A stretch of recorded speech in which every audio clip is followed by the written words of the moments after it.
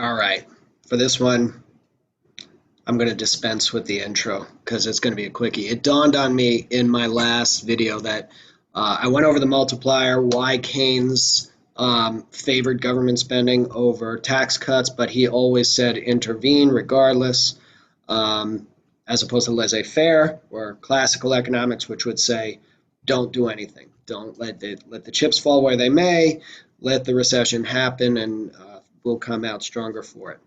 Um, so one of the things I didn't explain was how the multiplier works. You don't have to necessarily know it for this. You don't have to know the math behind it, but the concept behind it is important because there's something later on called the money multiplier, which is a lot like this. So really quick, I'm just going to go over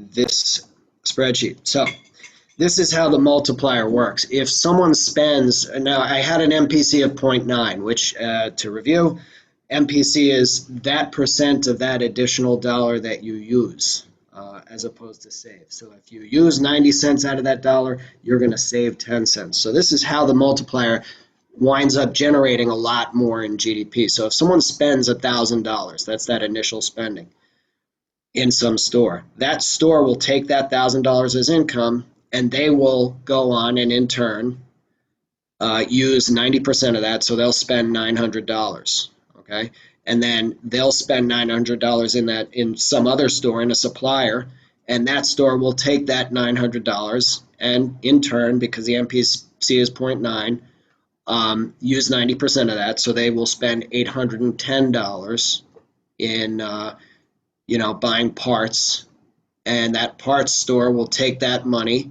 as income. They will go on and in turn use 90% of that, so they'll spend $729 in some other income or store or something, and that person will take that as income and use 90% of it, so they will spend $656.10, and so on and so forth. It just keeps going till infinity.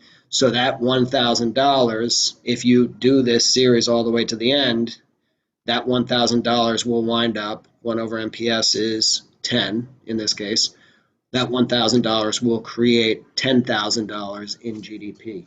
So that's how the spending or GDP multiplier works. It's a series of one person has it as income, they wind up spending that. That person has it as income, they wind spending up that, and it's so on and so forth. It's a series of spending that generates a lot more GDP than that initial shot. Okay, so that's it. That's how the multiplier works, and that's just a quick video. And I will be back with more. All right, just tune in to Krause University. New video is going to drop, and it's going to be hot.